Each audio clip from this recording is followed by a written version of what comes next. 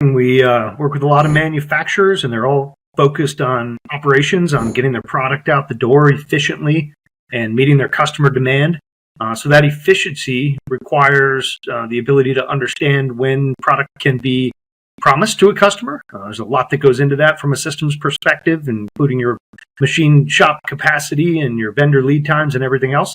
When it comes to profitability, it's all about having the right amount of inventory and predicting how much inventory is going to be required, because if manufacturers have too much inventory, they're going to pay a cost for that.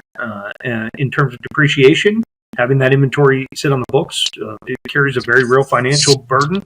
And then also having too little inventory, and you risk missing the opportunity to fill orders in a timely manner and losing customers. Technology can help manufacturers prevent downtime. That can be through preventative maintenance on the plant machines, making sure that they're up and running, leveraging connected machines through IoT technology, and also understanding when a machine has to go down and taking that into account in terms of the shop floor capacity.